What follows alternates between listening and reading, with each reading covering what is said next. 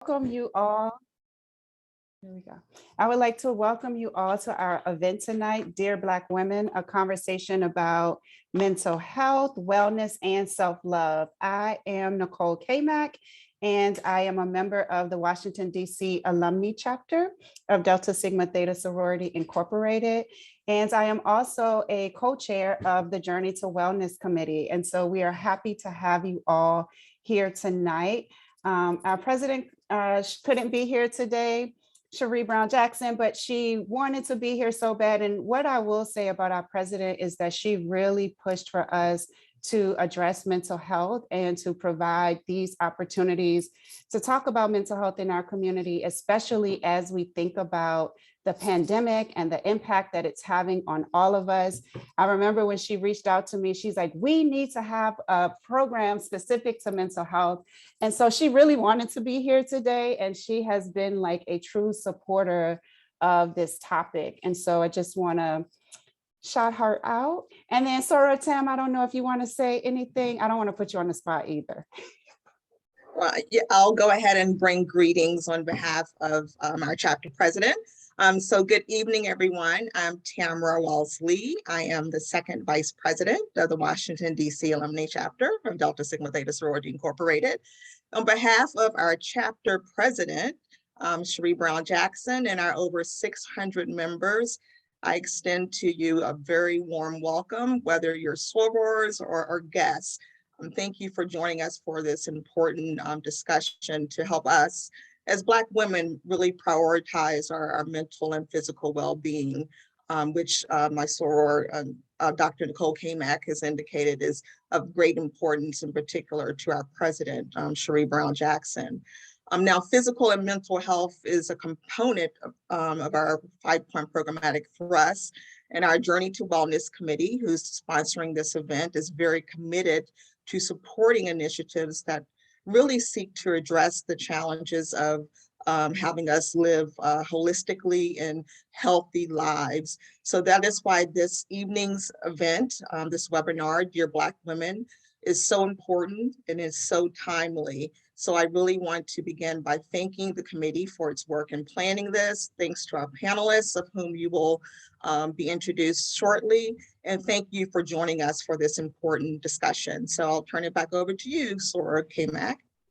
Thank you. Thank you. So just as you were saying, we recognize just what we are dealing with as we think about 2 years of living through a pandemic, as we think about what that means for Black women, and really what that means for our health and wellness. I'll tell you all, and then I'm going to introduce our panelists, but I'll tell you some of what led to this topic is as we're thinking about, I recently had this conversation with someone about they're like, oh, you know, high functioning depression and Black women sort of dealing with high functioning depression. And I said to her, I'm like, I know why they say that. Clinically, that is not a term. It's just depression. And it is the way that Black women have adapted that we call it high functioning, but it's depression. And we need to recognize that Black women are dying because we're not treating depression. And so that is, we want to have an open and honest conversation about our health, about our wellness, about the things that sort of get into the way of us taking care of ourselves in the way that we need to. So this will be an open discussion. We have some dynamic panelists and I am excited to introduce them. We want you to add your questions to the chat.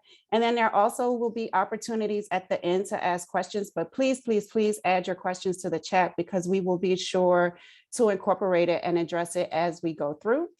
So I will start to introduce the panelists, and I'm starting the way that I see you all. So first up is Dr. Danielle Busby.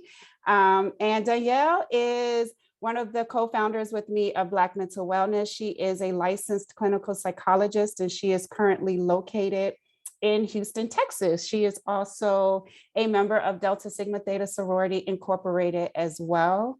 Sorry, letting some more people in. But Danielle is currently an assistant professor at the University of Texas Medical Branch, and she primarily works with youth and families experiencing depressive symptoms, suicide risk and symptoms related to trauma and grief.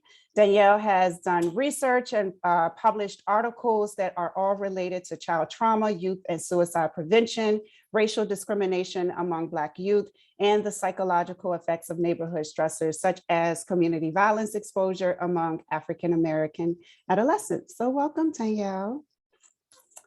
Next, everyone. Next up, we have Stacy Julian, and she is the Chief Wellness Officer of the Fit Life Squad. And if you are not following her on social media, you should, because she's just amazing. I actually work out with Stacy twice a week. So she'll tell us more about what she does, but she offers personal training, group fitness classes, and nutrition coaching services. And then we have Dr. Pasteur Birch-Smith, who is also known as Dr. Potts. And she is also a member of the Washington, D.C. alumni chapter of Delta Sigma Theta. And she has over 25 years of experience as a pharmacist. So she has served as a clinical psychiatric pharmacist at St. Elizabeth's Hospital in Washington, D.C. And she currently serves as the team leader in the Office of Compounding Quality and Compliance at the U.S. Food and Drug Administration. And also to point out, in her spare time, she is a co-host of a weekly podcast that is on Facebook Live every Wednesday. And the group is, I'll say, GAWS, and you can look her up, but they do address topics related to mental health and wellness as well. And she'll be able to share some of her personal experience with all of us. So welcome, everyone, and welcome to our speakers. Let me just let some more people in. Okay, there we go. All right. So again, if you have questions or anything that you want to add, please feel free to add those things to the chat. But I just want to start off in terms of talking with our panelists, and I'll let you all, you can just jump in, and we want this to feel like a discussion. But could you please just tell us a little bit about you and your experiences as it relates to mental health and wellness? It can be personal experiences and the work that you do as it relates to Black women. We'll sort of leave it open.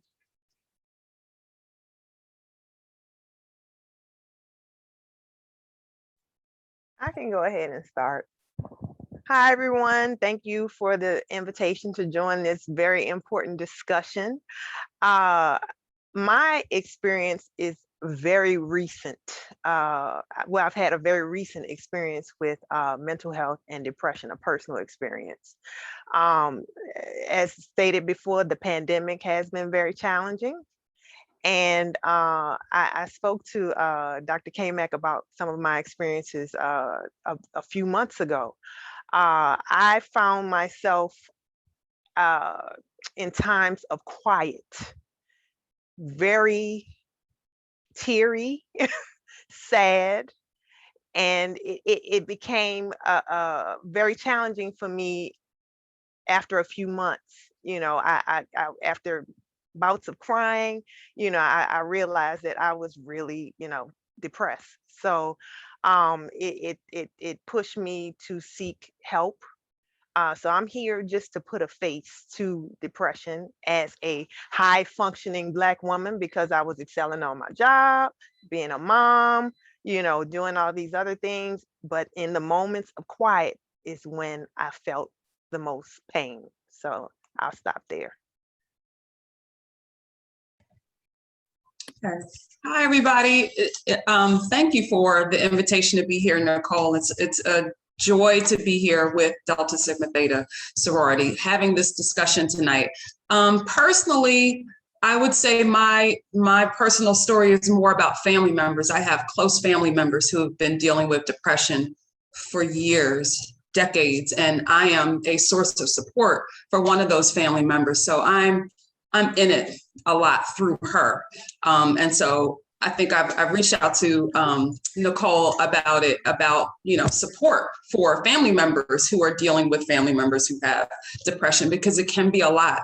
It can be a lot. So that is my personal experience with depression. But I also know, in terms of mental health, that what I do for a living for others is helpful for those who find themselves in a low place sometimes who I work out with and train. And sometimes those sessions become therapy sessions for them.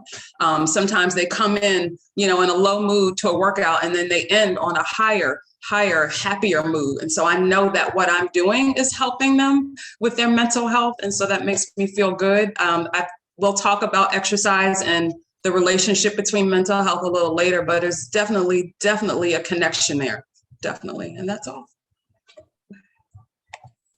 Hello, everyone. Also really happy to be here today. And thank you to the other panelists for your responses here. When I think about my own journey, I like the breaking it up between the personal and professional, because I think for me personally, I've also been really involved in just like the mental health system for decades, largely because of my family. So I have a really close family member who struggled with suicide ideation and attempts in her childhood and in her adulthood. And, just being up close and seeing how difficult that's been for her and how many things she's had to navigate, and just trying to get treatment and trying to figure out the thing that's best for her has given me a lot of insight personally.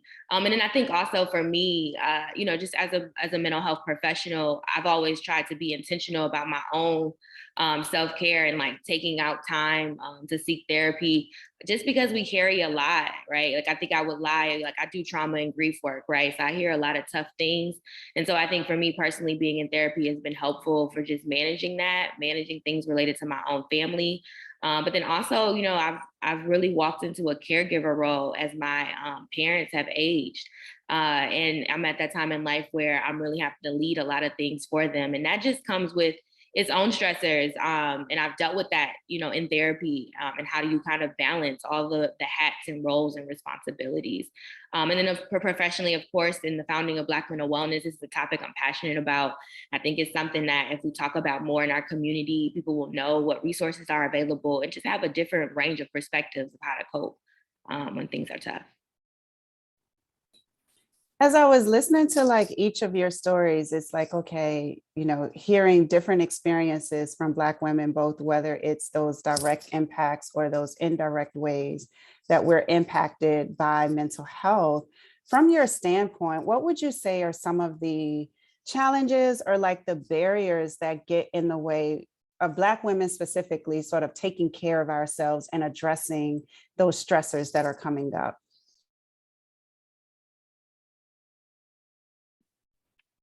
Something that comes to mind for me first is just those initial feelings you have, at least I had, around just guilt for, giving, I should be able to handle it, or, I recognize that I have certain skills other people don't have. So you have this guilt when you kind of have to be really like firm about a boundary, or you have to really protect time for you, even though people really need you to use your time in other ways for them. And so I think that's something that stands out for me in our community broadly. Like when I talk to friends and I talk to other people, it's just like the weight of the responsibility and just sometimes having that guilt associated with choosing you and being intentional about that.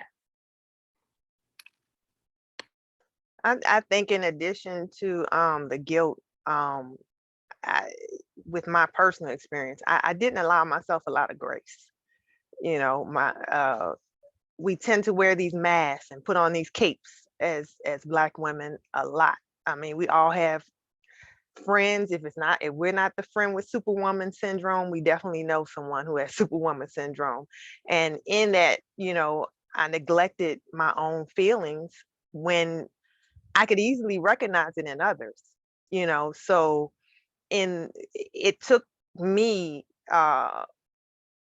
getting to the point where I just felt out of control, to seek help. So just giving myself grace and acknowledging my human side was something that I'm still working on. You just spoke to like my favorite word during this pandemic. It's just been about grace, because I feel so often in therapy, I'm reminding Black women of like, just give yourself grace. You're taking on everything. And as you spoke about the cape that Black women put on, someone talked about, it's like we put on an armor before we even leave the house. which if you think about armor, yes, it might protect you from what's happening in the world, but it also keeps in everything, even the things you need to release and handle and take care of. It keeps it all inside. And I have my own personal feelings about this term, but I'll ask you all, like, what do you think, or how do you think the strong Black woman image, or like how, this is portrayed in media, in our culture, in our families, like as we think about the strong Black woman, how do you think that impacts our mental health? Like, is it something that is a strength, or is it something that can be hurtful at times, or is it a combination? I think it's a combination for sure. I think it's inspiring sometimes to see strong Black women, and you're motivated by it, and sometimes it'll push you to to reach your goals when you see somebody who seems like they're really strong and got it all taken care of and just on it, makeup done professionally, at the top. And we are inspired by that, but at the same time, we need to also, like Pastel said, we need to understand that we are human too, and that we do have emotions. I feel like when I'm at home, I'm a single mom of a 10-year-old, I am doing it all, and my son sees me doing it all. And part of me wants him to see me handling it, right? Because he counts on me, and I want him to know that I'm always there and I got it taken care of. But at that same time, if I'm having a day where I'm low, where I want to cry, I don't, because I'm there, I'm taking care of him, and I need to be strong for him. So I think Black women do that, period. We're strong for everybody else. We're strong, and we don't allow ourselves that time to have moments of vulnerability. So how do you think we can create the space to have those moments of vulnerability? Because on the one end, it's like, okay, we're human. We need to give ourselves grace. We need to have the full range of feelings. But then on the other end is like this thing where it's like, I have to push through, I have to keep going. But how do we find balance in that?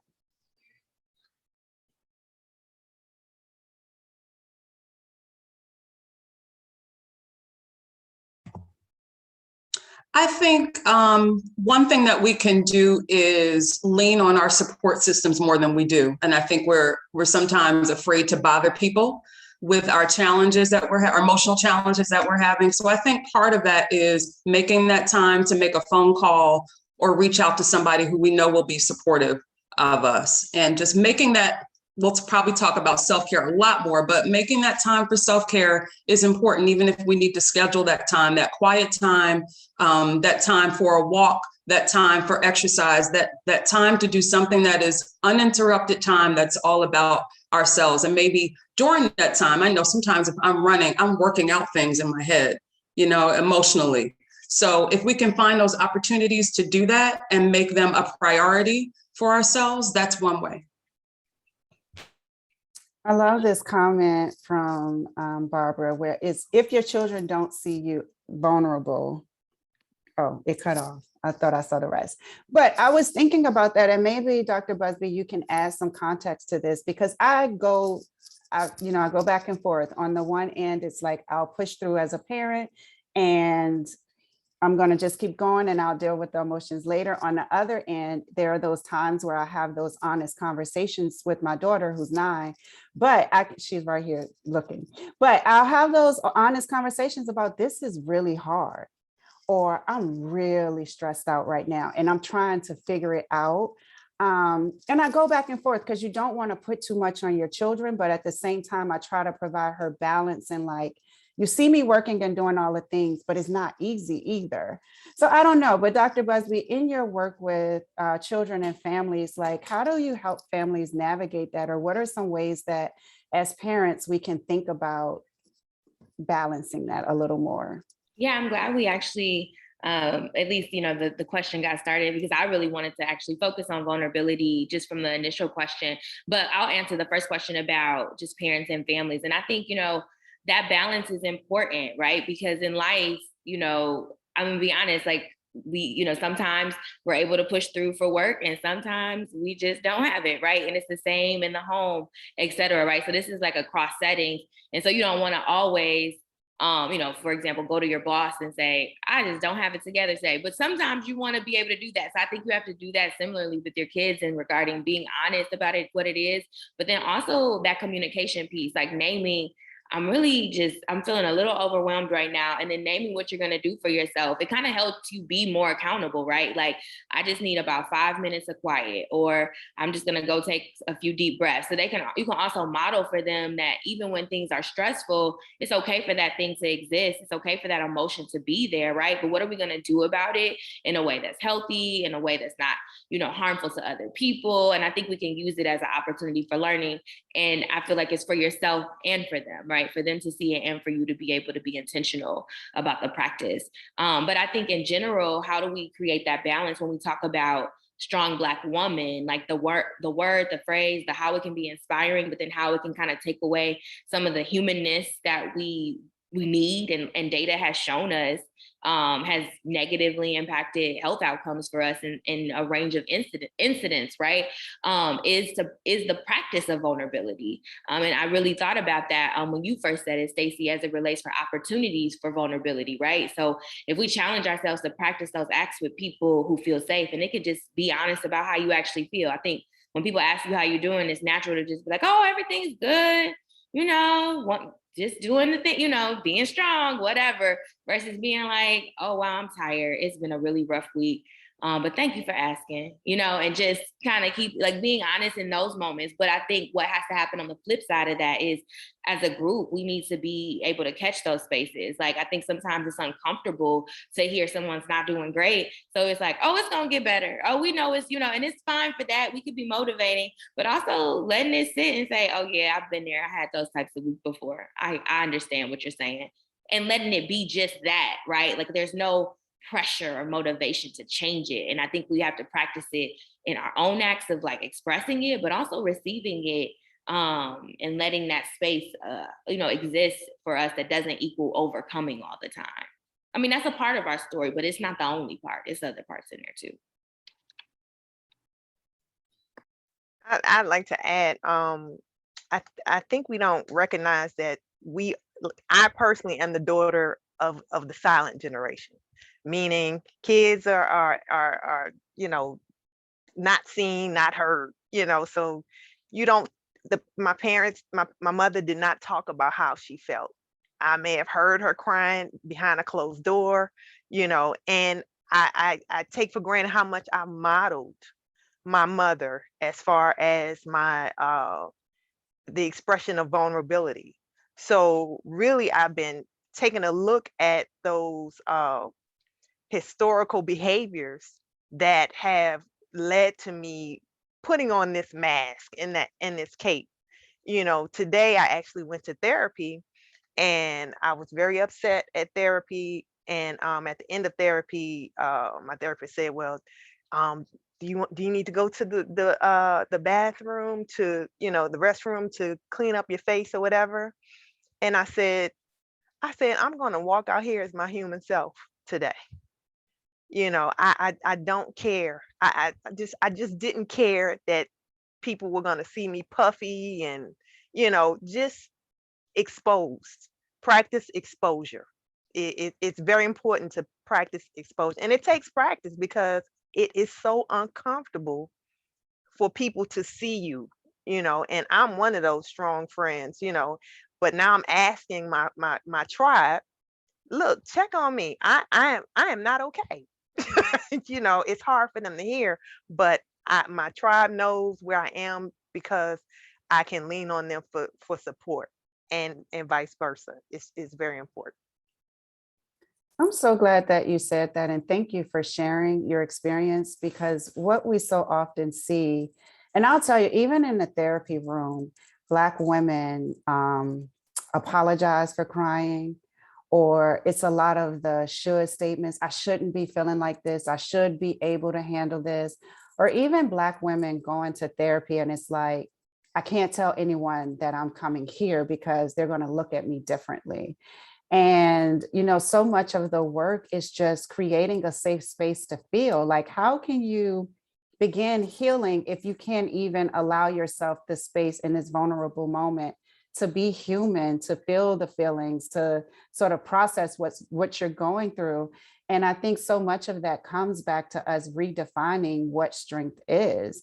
So, you know, parents and grandparents and the generations before us, you're absolutely right. There wasn't space to always talk about what they were feeling. Maybe we didn't always have the tools to talk about those things. But it doesn't mean we have to be stuck there, right? Like we can start to think about new ways of living, of expressing, of coping. And that takes strength because you're doing something that's totally out of your comfort. For you to get up here and say, you know, I'm going to walk out as my human self, that takes strength. Or as I remind people in therapy all the time, it's like, it takes strength to actually talk about the things that you would rather avoid. When I have to dig in deep and deal with the stuff that I rather like, you know, package up pretty, put a little bow on it, that's some strength right there, because you much rather not deal with it. So thank you for opening up that space. Just want to acknowledge some of the comments from the chat. So Barbara was able to come back and she said, if your children don't see you vulnerable, how will they know it's all right to need help, especially your daughters? And so I do think that it goes back to what you were saying in terms of that model of parents, like as you think about your own parents, and the model that was set, and how can we set that model for future generations to be more open. Okay, so I guess a question, how do we know, or how do women know when it's time to seek therapy, when it's time to seek more help or to lean on their, you know, support system or to do something different? How do they know? I think some initial things to really pay attention to is just like, how are you generally just functioning across your spaces? So like, do you notice any changes in the home? Like, are you feeling like I'm not able to get anything done? Or are you seeing more problems come up in relationships? Or does work feel like it's really difficult to kind of get through? So I think those are things to just pay attention to how you're functioning in your spaces. But then also just catching, I think we see a lot of mood swings, right? Like when you just catch yourself being more irritable. I feel like sometimes you'll catch on to like just feeling more stressed generally, like paying attention, like you said, to that mind-body connection. Like when you're feeling more stressed, it may show up in your body in different ways. And just kind of thinking about those things, like, are you sleeping? Are you eating? Some of those basics, I think, are some main things that give indication that things may be concerning.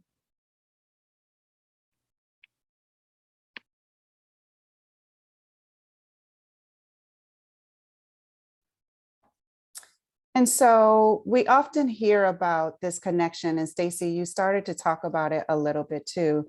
Like as we think about that connection between like the physical, the nutrition, and our mental health, in what ways are they connected? Well, Nicole, aren't you happy at the end of my class? It depends on which week, because yesterday was a bit crazy, just so I can put it out there. You were Okay, note taken, note taken. Well, with that, I would say that research proves time and time again that exercise releases those endorphins, those happy feelings. And so you may come into or not feel like exercising or working out, whatever activity is that you do. But maybe by the middle, toward the end, those endorphins are just kicking, and then you're like right in it, and you're in your zone, and you're feeling good, and you're motivated. So that's one thing that exercise does for us. It makes us feel better. It boosts our mood, and it does reduce depression and anxiety. For the same reason, you come into that activity or just going for a walk, being outside, feeling the sun, moving your body makes you feel better. I think for some people, it reduces loneliness. You know, if you're in a group class or something, you have that social interaction, even when it's virtual, there's a little interaction. You're not feeling lonely at that moment. You're part of a community, you're part of a tribe at that moment. And so there's a sense of inclusion. And so that makes people feel good. And then there's a confidence. There's a confidence of getting through an activity that might seem impossible, you know, in the beginning, but just getting through it and taking those steps for your health. each time you do that, you get stronger and you gain more confidence. So those are the ways that come to mind for me. Yeah. I just like to add the important, you mentioned getting out in the sun. Oh my God, vitamin D is so important, and because of we're melanated, we don't, get enough vitamin D. And I know a friend of mine, they were diagnosed with major depression, and when they measured her vitamin D levels, they were bottomed out. So she started taking a high dose of vitamin D. I know I feel better when the sun is out, and I'll get out there and walk. I just feel so much better when the sun is shining. So it's so important to make sure you get your vitamin D. And the sun is, of course, nature's antidepressant. One of them. And I would add to it that it's a distraction. It's a healthy distraction from whatever is stressing you in that moment, right? It's a healthy way to just get away from your environment and get into in a space where you're not stressed, And I just want to anecdotally add that, like you said earlier, I think you said sometimes like when you're running, like you're doing emotional work. I recognize that sometimes like when I'm working out, I'll just be working out and then I'll remember certain things that I've just forgotten because I've had so many different things like on my mind. Is like wasn't enough space to like really clear it out. So I don't know if people ever have that experience, just kind of like that freedom that kind of comes with moving that then kind of creates a clarity for your brain that doesn't feel like it exists, even if you're not necessarily doing something and you're like in more work mode, right? So when I move my body, it's like I get a clarity that comes with that. And I think, it's evident in a lot of the evidence-based interventions that we know exist. There's a behavioral activation component. There's a part of it that really stresses the importance of movement because, like you said, the data shows that there's such a high connection in kind of releasing, those endorphins and, kind of providing those other spaces of like social support. When we think about people tend to do activities with people or even when we were, heavy in the pandemic, or some people still are like doing more virtual, but that's still like this community that you're connected to around this physical movement. So I agree with everything that's been said.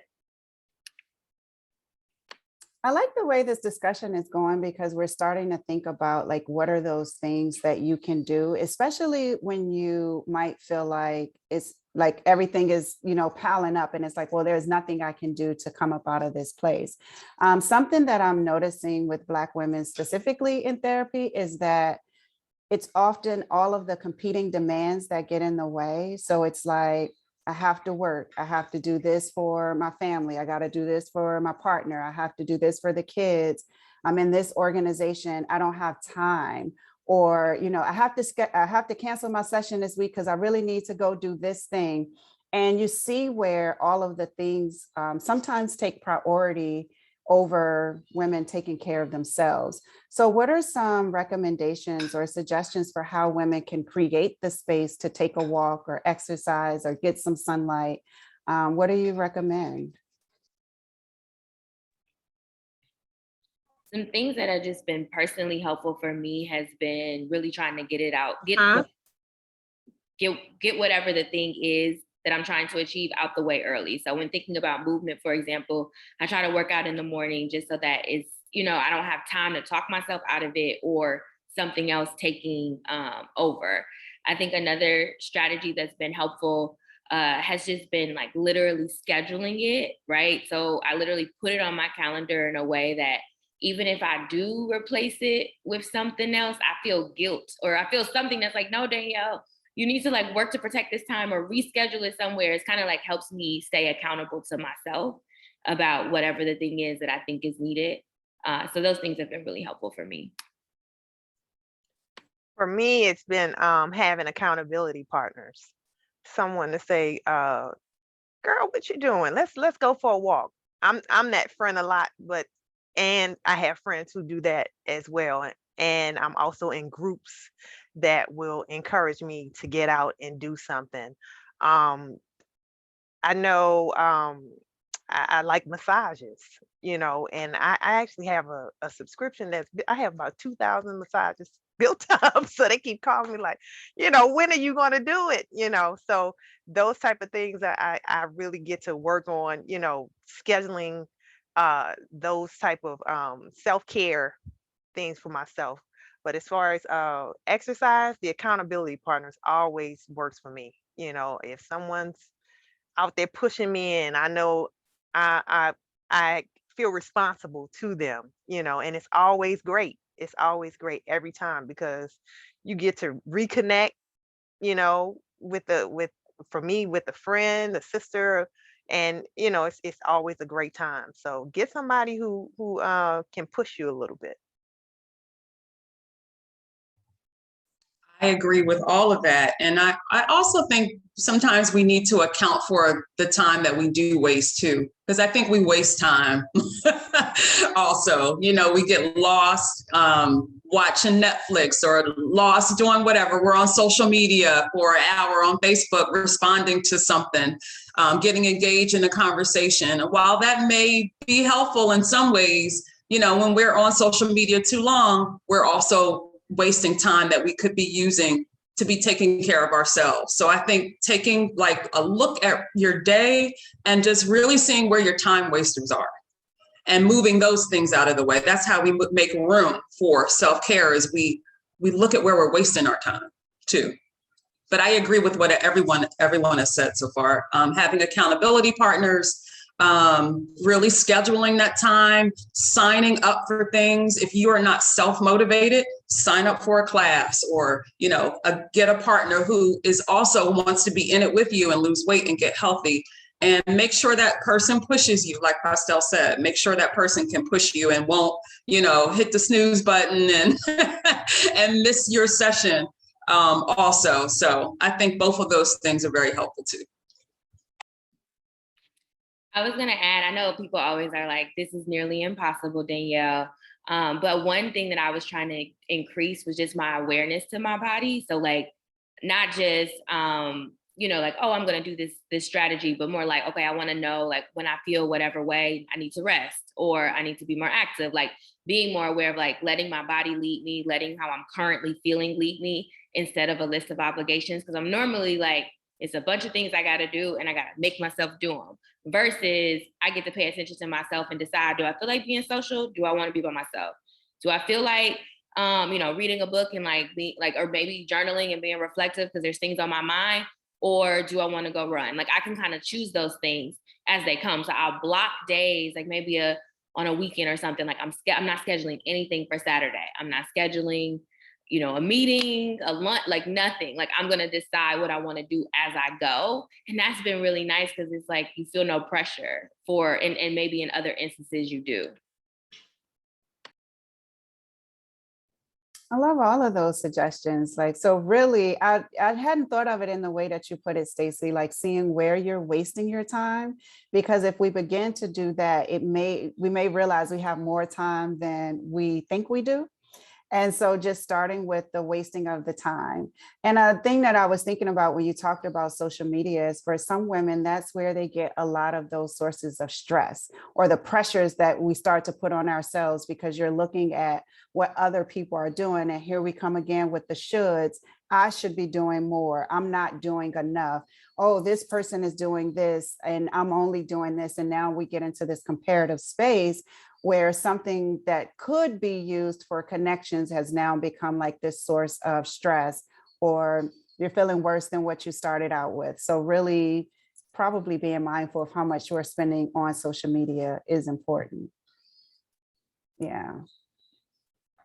Okay, so we got some strategies going, like as we think about things that we can do, we know like how we can start to create time and space into our schedules so that we can hold ourselves accountable. We know that we can have accountability partners in terms of keeping us going. And I like the idea too of just scheduling things so that you always have something that you're looking forward to or that helps to keep you accountable as well. So how do people like begin to figure out what are the coping strategies? What are the things that I can do? So Danielle, as you mentioned, listening to your body and figuring out what you need, how can women begin to think about, well, what is it that I need?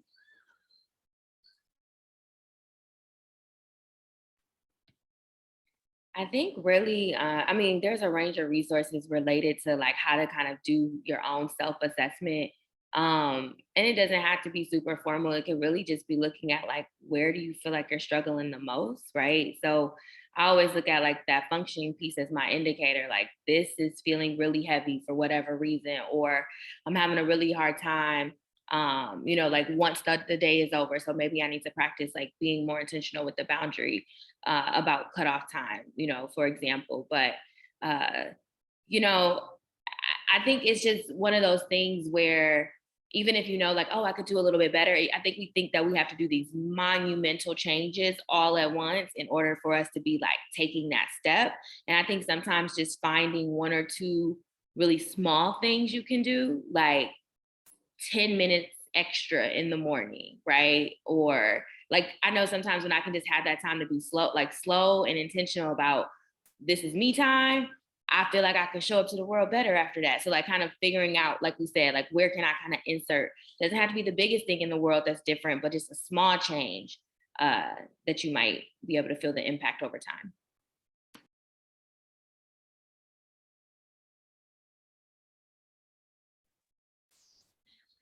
And just as a reminder, if you have any questions, please add them to the chat. We'll have some time for questions coming up shortly, but you can also add anything to the chat and we'll be sure to get to it. So I do want to go back about one topic because I was thinking about sort of what led us to this space in terms of what Black women were dealing with and what Black women were reporting, especially as we think about the recent national attention related to suicide completions and what that looks like in Black women, and Black women often feeling like, oh, so shocked of, what is going on? I didn't know that this person was feeling this way as we think about suicide. And we know that depression can often look different as we think about how it shows up in Black women. Can you please just speak a little bit to, and Dr. Busby, I'll put the pressure on you. Can you speak a little bit to what depression is and what it looks like in Black women? Because oftentimes when you describe what some of the symptoms are, it's like this light bulb clicks and women begin to say, oh, either I feel this way or I felt this way before. Yeah, happy to accept the pressure. So when we think about depression, we really want to be thinking about a range of symptoms. So are you just kind of feeling like down or just like kind of hard to get going? And you're noticing that you're feeling that way more than not. And so the standard typical indicator is 2 weeks or more. So paying attention to these things in that time frame. So it's natural, I think, for us to feel low or just kind of like, I don't feel like it today, right? Like that's a very common response, but are you noticing it more than not? So I think that's one. And then also just like, are you increased with irritability? Sometimes people think of like when people maybe are more snappy or just frustrated, that it's about being mad, when that could really be a symptom of your mood. Paying attention to, is your appetite changing in a particular way? Do we see an increase in weight gain or weight loss? Are we seeing an increase in time sleeping where you're noticing you're more withdrawn or you don't enjoy the things that you used to really enjoy? It's hard to get excited about anything.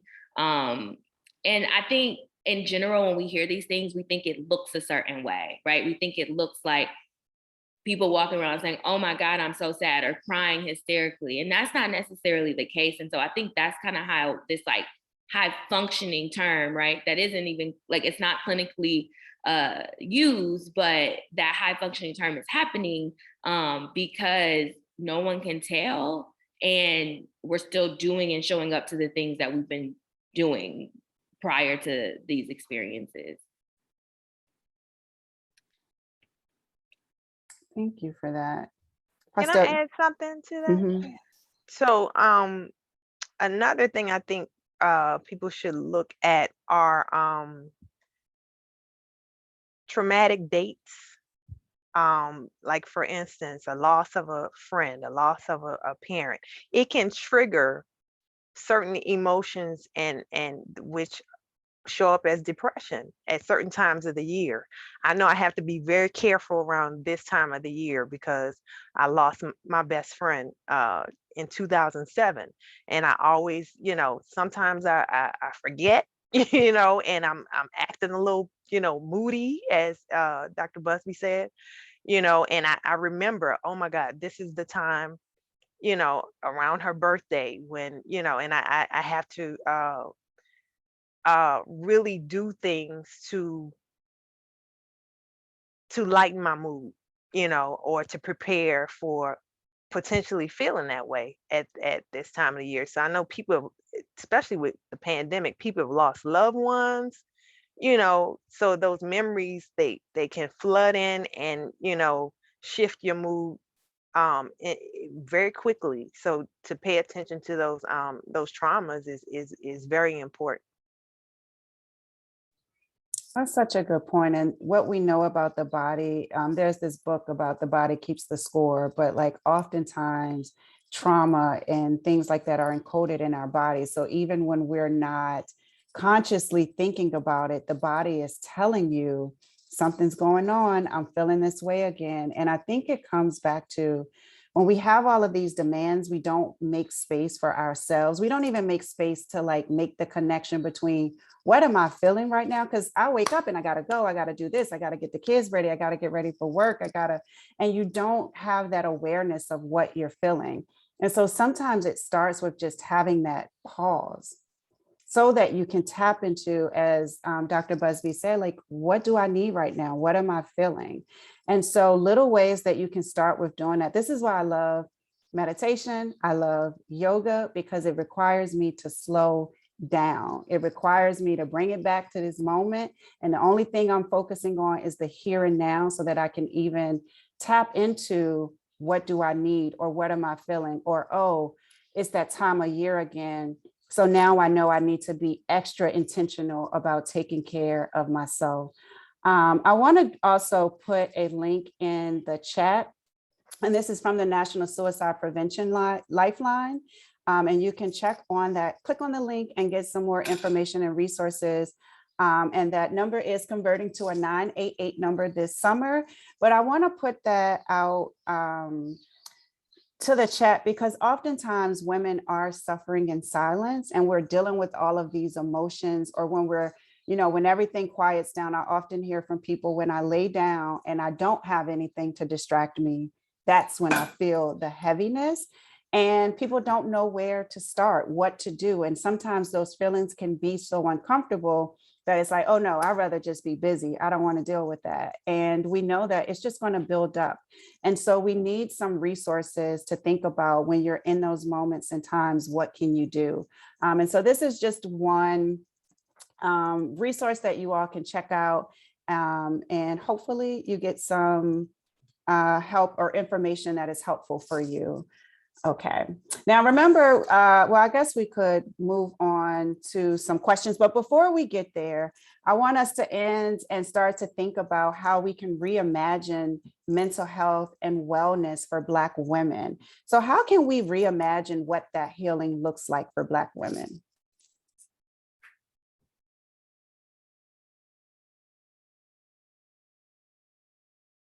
I think spaces like this are important, and talking about it, really being honest about where you are, allowing people to see you, I like to say naked, it's okay to not be okay, and I'm big on your tribe, so really be particular about who you let in your space, because you need those safe and soft spaces to land, particularly with your girlfriends. It bothers me so much when women don't have good girlfriends. My girlfriends are everything to me, so yeah, that's all I have to add to that one. Yeah. And I would add to that, being intentional about having wellness checks on the people that you care about in your life. You may not have that tribe, but maybe you could be a person who just checks in on people regularly. Sometimes when I just have a person on my mind for whatever reason, it may be not be somebody that I talk to all the time, but that person is on my mind, I will reach out to that person just to make sure that they're okay. So I think that if we're intentional about that, just checking in on people from time to time, we can kind of normalize having conversations like we're having tonight. I agree with all of that. I think I initially thought about it from a professional standpoint when we like talked about reimagining it. And I think that from a mental health systems perspective, there can be a lot of work on how do we kind of like make those spaces more visible for families or people that come in to work with us about like representation and thinking about who's providing care, and you know, really changing aspects of that to provide more support in that, like, you know, space. But I think from a community perspective, I think what we talked about earlier about vulnerability, about, like we said, like practicing it, but also creating space for it as well. Can I add one more thing? I would go back to us preparing the generation behind us, so our children. So talking more to our children and making it okay for them to be emotional and giving them that space and knowing that it's okay to ask for help.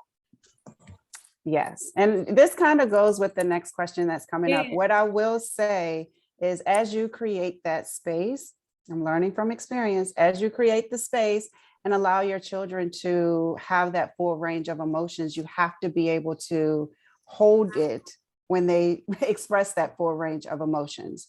And so just being able to continue to be that safe space for them, or asking, or, you know, sort of showing up and supporting them as they're being more expressive in ways that maybe you didn't have the freedom to do or the space to do as you were the same age. And so one of the questions that's come up from the chat is, I love the idea of holding space for each other, but how do you hold space for someone without getting overwhelmed? Well, I love the question because that just shows like the intentionality and like, okay, but what do we do? What's the practicality here? And you know, I think it's practice. You know, I think I don't know, just because like the work we do professionally, but even just like with my friends, it's like I kind of am, you know, when people kind of come to me in a vulnerable space, I also have to say, like, if I'm not in the best space to hold it, if it's something heavy, you know, like as much as you can validate what it is, but then also be okay with your own boundary of like, but my capacity is here, right? But maybe there's other resources you can offer as support or suggestions you can give. And I think it's okay to like let things sit. I think sometimes the overwhelming feeling comes from feeling this need to fix it, feeling this need to change it, feeling this need to do something that we put on ourselves when we see people we care about struggle or have a hard time, right? And so like practicing you putting that need to do down and literally just being in it with someone. And I think that just takes practice and like recognizing that you too don't have to do anything to make it better.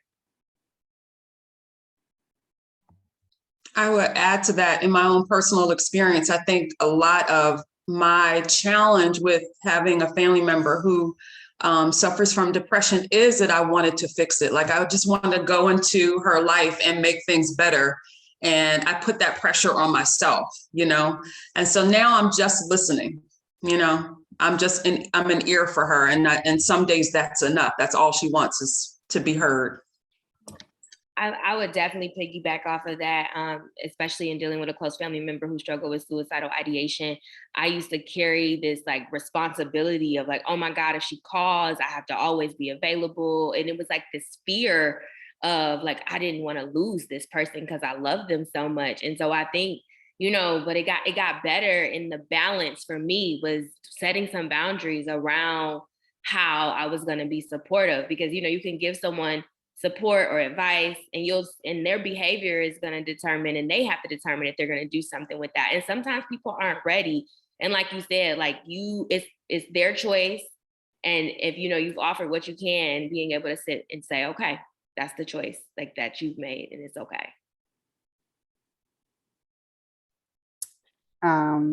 There's another question. So is there a specific type of therapy that works best for Black women, i.e. one who deals with childhood trauma versus one who focuses on practical techniques?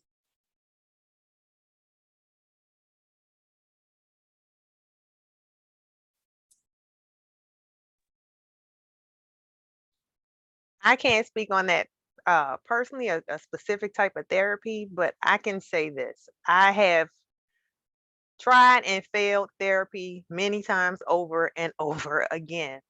And what I found was I was being um, linked with therapists who were not Black, honestly. And it was a disconnect because I felt like I had to explain certain things. So this last time, I know Black therapists are unicorns, Loch Ness monsters, mermaids, but they are out there, right? So I specifically asked for a Black therapist, and thank God there was a Black female therapist there. So it really took down that layer of, oh God, now I had to explain, how I'm feeling about my son right now. She it was just it felt so good to be have a level of understanding off the bat. It really, now I just go in there and I'm like, God, why am I crying already? you know, but it feels so good to this is the first time, honestly, that I have been successful in therapy, like going to every appointment. Like today, she was like, I can't believe you came in here like that, like this today. I was like, no, this is for me, you know, you're my girl. We're not friends, but she my girl in my head. So so going to her, it gives me, I mean, it really fills me up. So finding those therapists that you can relate to. And I mean, it may not be a Black person all the time, but that was my experience, my personal experience. But you're speaking to something that is important. We know that one of the keys to success in therapy is that rapport and that relationship with the provider. So it has to be someone that you're comfortable with. And as you think about the ways that where you're more likely to feel vulnerable, or what are the things that are important to you in allowing yourself that space, you can think about, is it a male? Is it a woman? Does it have to be someone who's Black? Are there certain religions or things that are important to you that you just don't want to explain in therapy? And then that'll help you with some of those searches. I also like to remind people that you are the one in charge as you're thinking about a therapist. I put some resources in the chat because someone asked about, like, are there ways to find online or Black female therapists? So I put in some directories that you can search. You can search by where someone is. So you can search by location if they're doing virtual or online, virtual or in person. You can look at their areas of expertise, but you also want to set up those initial consultations with providers. So providers have like these 10, 15-minute consultations where you can ask them questions. This is where you'll figure out, is this person a good fit for me? You can ask them, have you met with someone who's experienced something similar? If it's a white person, what is their stance, or what is their experience in working with a Black woman? You can talk, that's where you're going to talk about cost, their schedule availability, and all of the things to see where you feel comfortable. And then if you talk to a few people, it also gives you an idea of like, oh, I think I like this type of person first. So there's not a one size fits all when it comes to a therapist. If you find someone and it's not a good fit, okay, this didn't work, I'm gonna go to someone else. There are options, and I just want you all to have the resources so that we feel empowered in that process. I was gonna just add, I didn't want to misspeak with the question about the direct type of like therapy that's specific for Black women, because I'm actually unclear for, if the evidence has been, validated in some of these instances. But I know that when talking about depression specifically, I always recommend cognitive behavioral therapy as a foundational perspective in kind of thinking about the approach to treatment, and it's really focusing on how our thoughts influence our feelings, how our feelings influence our behavior, and how that cycle kind of exists, and where you can kind of be intentional about intervening when it's going in a direction that doesn't feel helpful or doesn't feel healthy. There's a range of different types of therapy, methods, but that's one that's commonly used and has a lot of evidence behind it, specific for depression.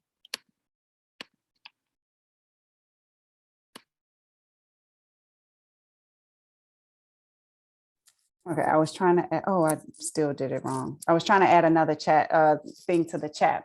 And so you can also, that is when you're interviewing the therapist, or as someone says, you're dating and sort of figuring out who feels like a good fit. Those are some of the questions that you can ask. What is their approach to therapy? And that's going to give you an idea too, as they're describing their approach or how they look at the process, or what are some of the techniques they commonly use. You can start to see what feels comfortable for you. Are there any other questions? I want to make sure I didn't miss anything.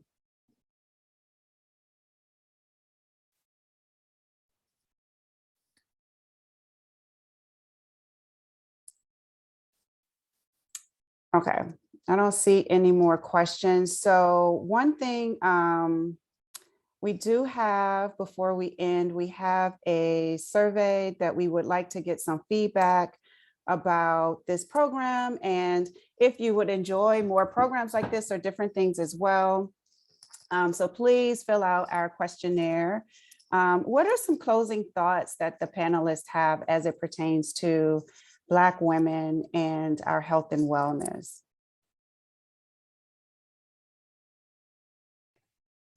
I would say practice being a cheerleader for yourself.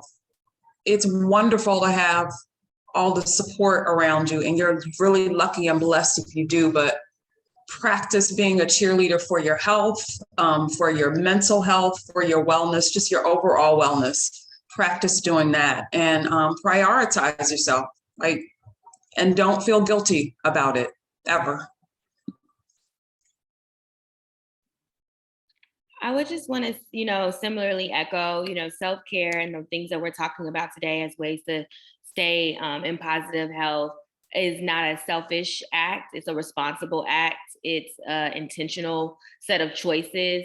Not always easy, clearly, because we've all talked about the struggles that exist, but, to allow yourself some grace, like we talked about earlier, and being able to take a small step and recognizing that's still progress. And, to just keep practicing and to think about it as a practice. It doesn't have to be perfect, but you're constantly evolving and it'll get better. I would say give from your overflow. You can't give from an empty cup. So I think a lot of us we give from what we need. Put yourself first. Especially those of us who are mothers, we're like, oh, my kids come first. No, they do not. You come first. I cuss, but I'm not gonna cuss today. But I say something about those kids. So let them, they will be fine. And if you are not fine, they cannot be fine. So always give from your overflow. I tell myself that a lot. I say it all the time. I don't practice it all the time, but I'm sure working on it. These are all great things for us to remember as we're all going to be committed after today to finding one thing that we can do to better take care of ourselves. Because we do know the impact and the stressors that Black women are facing, particularly how it has felt for Black women during the pandemic, being everything for everyone and oftentimes ignoring ourselves. And we cannot continue to live in this way. We're going to think about the ways that we can get rid of our time wasters, schedule ourselves on our calendars or have those days where we don't have anything scheduled, where we're going to show up as our human selves and not have to like pretty up what it is that we're truly experiencing.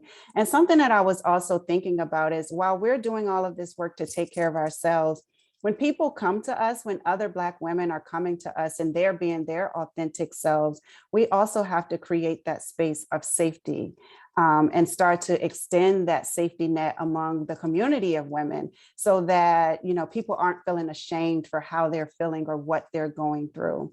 So it has been, this conversation has been one that I really, really, really wanted to have. And it's been great having the discussion. I hope that you all have gotten just as much from it as I have today. I truly appreciate our panelists for sharing both your professional roles, but also those personal experiences, because I believe it is by sharing our stories and really having those vulnerable moments that we can contribute to real change and healing. And we begin to break down what stigma is, and we change also what it looks like to get therapy. So thank you everyone for showing up today. It has been a pleasure, and we just thank you for being a part of this conversation.